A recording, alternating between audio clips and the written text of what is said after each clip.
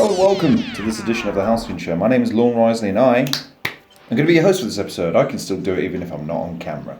Welcome to this edition of another Let's Play video. The reason being is the game under review today. There isn't a tremendous amount to say about the game itself in terms of gameplay value, so it kind of suits a Let's Play more than a full review. There's not 15 to 30 minutes to say about this video, but nevertheless, let's take a look, shall we? So the game we're going to be looking at today is called Ding Dong XL, a game by Nickervision Studios, released on the 15th of June 2018, currently priced at 79 pence on Steam. The game is a neon-infused one-button arcade game. It is an addictive, just one more round score chaser, perfect for playing while waiting in queue for another game. The gameplay functions are between the top and bottom of the screen. You have to avoid obstacles, collect points, and smash helpful power-ups, survive as long as you can. The controls are just one button, top-down, vice versa. Wait for the proper timing, don't hit enemies, easy one-button control with a gamepad or controller. The features are it's easy to learn, it's endless, fast-paced, challenging arcade-style gameplay that gets constantly harder. Unlock a handful of unique cosmetic skins for your player, including some of the other Nickervision Studio games. Close call system that awards extra points for close calls with obstacles, which I do like, by the way. Dual mode allows you to play with two buttons for a brain-bending new challenge. Steam achievements, perfect for playing around while in queue for another game. The SFX, provided by mouth-making noises into crumbling consumer mic. Okay, fair play. In-game song loops, I'm not sure that's a feature, but never mind. There's also a bundle that the developer is selling at the moment, called the Arcade Score Chaser Bundle. 6 games for £2.49, currently discounted, but normally at £5.53. So, Ding Dong XL. It's a reasonably nice little game. Let's just this is the part that this is the less seamless type of show that I bring to you, ladies and gentlemen. So we're going to be 3 and 2 and 1, and now I'm recording the game footage. So, as you can see, the design is pretty straightforward, but it's all reasonably slick. Not a lot to the... I will say this, as much as it isn't really warranted in this game, I do appreciate the fact that it's got a tutorial mode. Most games, again, that wouldn't even give you the courtesy. You click on the tutorial mode, and all it really is it just does teach you that there's one button to press, and it shows you what you have to collect and what you have to avoid. Kinda simple. And this game really is straightforward. You get a score meter in the middle, and the idea is you've got to try and keep the thing going. Beat your high score. It really is as simple as that.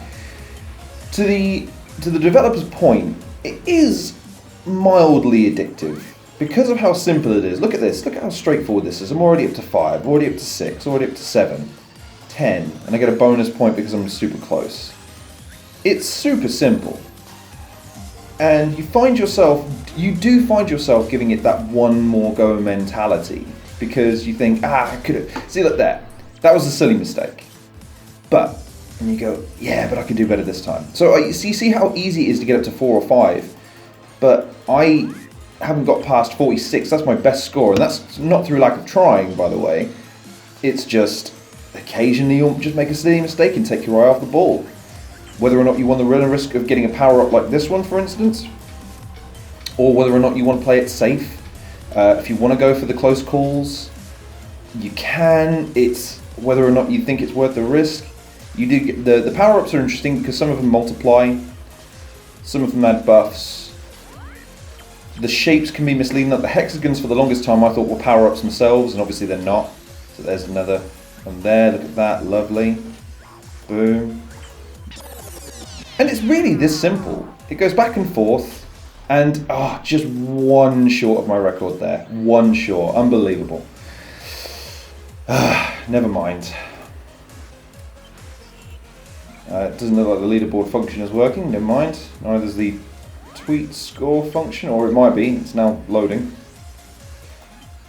Yeah, so it's hard to really give too much feedback on this game because, I mean, it is really as simple as you see here. It's as the developer has said, it's really one of those games that's a time filler. It's not one that you would spend a tremendous amount of time, but as you can see here from the upgradables or the unlockable skins, from what I can tell at least, there's not they don't do anything in game terms. They merely act as a cosmetic skin, which is actually a reasonably nice touch because it means that every single gameplay session means something. All of these points that I'm accumulating now, I can use towards buying another skin down the line, which is a remarkable concept considering we live in an age of microtransactions where everything is chargeable before you even get started. So the idea that you have the ability to earn in-game currency that actually goes towards something tangible that you might like is a novel concept, to say the least. Oh, good lord, look at that one. That was a silly mistake. But as you can see, it's very rudimental. There's nothing groundbreaking with this game, but it can't be argued it's not fun. It's just a simple game. You're not going to find yourself spending more than maybe 10 to 15 minutes at a time. Just to touch on the design of the soundtrack for a second. I like the design. It is certainly eye-catching. And indeed the different skins add another level to it because it changes some of the elements. See, look at that silly mistake. So just the things like the debris obviously changes because of the colour of the icon that I'm using. The music... it's like being in the car with my dad when I'm 7 again. Just non-stop trance. It's it's a jarring experience, but in fairness, it does suit. There's the nuke version that just clears everything off the screen, makes it easier to get a few more of these in. I'm not sure how this would translate to other people, but you do find that there's a slight delay when you press the button to move the thing. There's just an ever so slight... It does make you double take before you launch. There you go, there's a slow down mechanic, nice. Even the music slows down, that's a nice touch. Speeds up again, that's kind of cool. Oh, he's very close. There we go, high score, there you go. Now I can say I beat my high score on the video. Nice 50, nice even number. Ah. But as you can see, it's very easy to get carried away on this game. It's very easy to lose yourself in the competitiveness of the game. In just 2 play sessions, I've earned 98 points, which isn't enough to buy anything right now. But as you can see, 4 or 5 gameplay sessions, and you can unlock a lot of these, depending on obviously how high you get. I mean, it might be more like 6 or 7, I suppose. But the fact is that a lot of these are open to 75. You can unlock that in maybe 1 gameplay session if you're better at this than me. There's a fair few skins, which gives you a fair bit to unlock if you do want to unlock them. And look at that, you can play dual mode. Interesting. Where's my, I want my yin and yang, that looks dope. So look at that. Now this certainly does make it more challenging. So the idea here is that instead of just 1 button, you've got 2 that you can use at the same time. And trust me when I say the timing of this is really difficult. This is a nice touch. This helps add to the challenge of the gameplay, which is why not only is the timing difficult. Look at that, broken my high score already.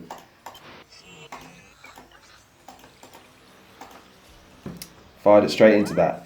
But you get the basic gist. I like this game. It's a cute game. And I don't mean that in a derogatory sense. It's one of those games that just has a very simple premise, very simple nature, a very easy gameplay style, but one that's difficult to nail it every single time. You are going to be playing this game in between sessions. I found myself playing this game in between other gaming sessions just as a bit of a palate cleanser. The design is good. Obviously, it's very eye-catching. It's simplistic, but it's got detail. It kind of reminds me a little bit of Data Defense, albeit Data Defense had a lot more intrinsic design to it, but there's nice little touches to this game that are really quite nice.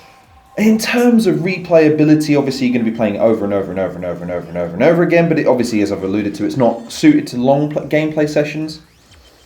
In terms of the price point, I think it's about where it needs to be. I think any cheaper than that, it wouldn't make sense as a game, because obviously you've got to make some money at some point. But I'm glad that it's not $3 or $4, which I've seen some games go for. You know, they think that because the design and the interface is good, that it suddenly warrants a lot more money. But look, it's a game. It needs to be functionally fun to play. And this game is. Obviously, no bugs and glitches that I can find. It's just a simple, easy to understand, rewarding game that is just tricky to master. So now, see, look, 6. I suck. And this is where you would need to practice to get good at what the game is asking you to do, really. And as I mentioned before, this mode is tricky just because there's that little bit of delay that makes it a bit trickier to kind of keep the ball rolling. And you could argue that the controls are set up that way because, of course, it doesn't want you to just get too ahead of yourself and just fire them across every 5 seconds. I can understand that. But it's a fun game. I like the design. It's well put together. It's simple. I'd recommend it. It's a nice little pick-me-up game. It's certainly not anything that I've been spending a tremendous amount of time on. And again, that's the reason why this is a Let's Play video rather than a full review, because, to be honest, there's not a lot to touch on here in terms of an experience beyond what you've just seen. I'd recommend it. I think if you've not got something like this in your library, then it's definitely worth picking up, if nothing else, because it's a good little game that rewards you as you go. As you've seen, I've unlocked a fair few without ever really playing the game. There's a couple of really cool designs. Again, simplistic, but enough to keep you going. And again, some of these 500 ones, these will keep you busy for a long time, especially if you're trying to 100% everything. But there you go. Ding Dong XL.